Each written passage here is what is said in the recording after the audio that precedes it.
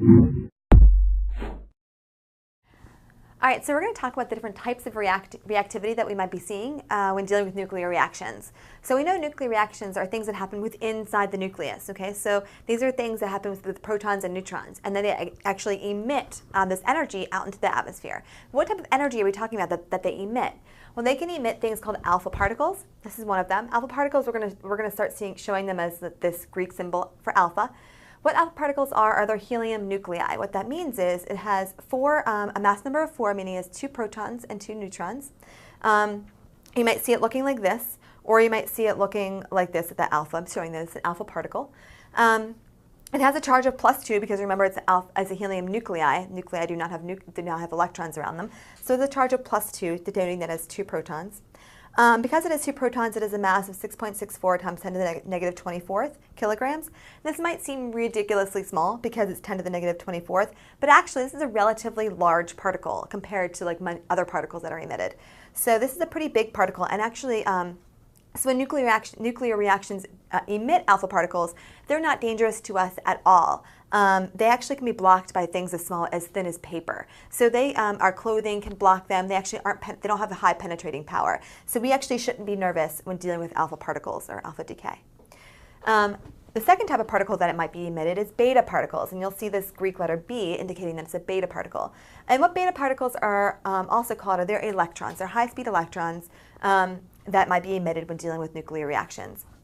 So because they're electrons, they're going to be denoted having a mass number of 0 because comparatively the mass of electrons are nothing, and they have a charge of -1. Or you might see this B saying the same thing, but they're identical to each other, saying this is a beta particle. Same thing. The charge of a beta particle is a -1 charge, and the mass is pretty small, 9.11 times 10 to the negative 28 kilograms, very small compared to the alpha particle. And things that can block it still can be blocked. It's actually not that dangerous. But things have to be a little bit thicker. Foil is able to block it. So it's really not that terrible for us. We can, a lot of things are able to block the electrons, even though they seem ridiculously small as well. We can actually block those from us too. The most dangerous kind of radiation that's going to be emitted from radioactive materials or nuclear reactions are gamma rays. Gamma rays, the symbol for gamma is an upside down, looks like a sideways alpha. And this is high energy electromagnetic radiation. These are things like, if you could think of something along the lines of X-rays, that's an electromagnetic radiation also. It's actually more intense than X-rays. So when you go and get your X-ray from like the dentist and they make you put an apron on to have that lead actually blocks those X-rays. These actually have more penetrating power than X-rays. Those can actually be blocked, can penetrate through that lead. Some of it can. So it's really, really dangerous for us. A symbol might look like this. It has no mass. It has no charge. It has a charge of 0.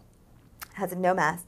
And to block it, lead partially blocks it. Concrete definitely blocks it. That's why when you see like nuclear power plants, you'll see them. You'll see the big concrete buildings. That's to block out the gamma rays. Also in Chernobyl, to stop the actual radiation affecting the atmosphere, they poured tons and tons of concrete on the reactors to block that gamma radiation so it wouldn't escape. So concrete actually is a good blocker of gamma rays, but these are very, very dangerous. If they do get to our skin, they actually can mutate our DNA, and then in the effect, have our children and offspring will have mutations, and so that gamma rays are very dangerous in that way.